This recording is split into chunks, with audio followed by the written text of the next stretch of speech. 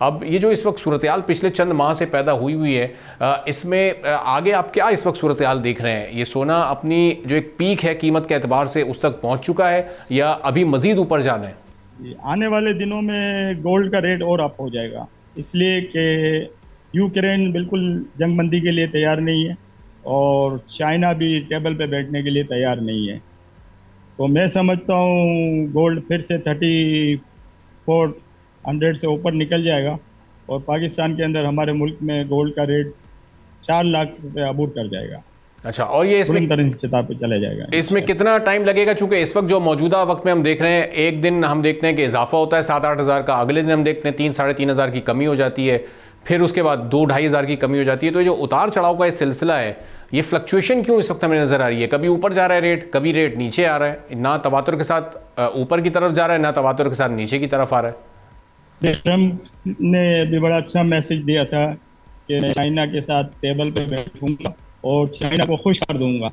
मैं ऐसा टैरिफ लगाऊं से चाइना भी राजी हो जाएगा और अमेरिका भी।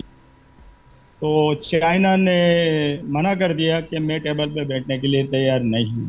पहले तो जब इसने ये ट्रम्प ने कहा कि मैं बहुत अच्छा टैरिफ लगाऊंगा और हम मिल के मुशावरत के साथ टैरिफ लगाएंगे, तो इसकी वजह से गोल्ड $250 नीचे आ गया था। आपने देखा हो $250 नीचे आया था, $250 नीचे आया था और गोल्ड का रेट 2,40,000 हो गया था।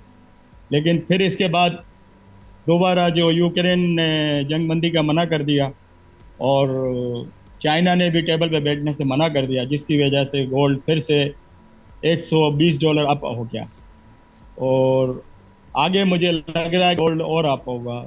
लेकिन ये थोड़ी बहुत करेक्शन लेती है $15-20 की, तो थोड़ा सा नीचे आता है, इसके बाद ये ऊपर निकल जाता है। अच्छा, तो मैं समझता हूँ आइंदा चंद महीनों के अंदर गोल्ड है ना, तकरीबन आपका ये 35 से भी ऊपर चला जाएगा, 37 बल्कि चला जाएगा। अच्छा, लेकिन ये करेक्शन लेता हुआ जाएगा, एक साथ नहीं जाएगा। सब्सक्राइब करें और बेल दबाएं ताकि कोई खबर रह न जाए।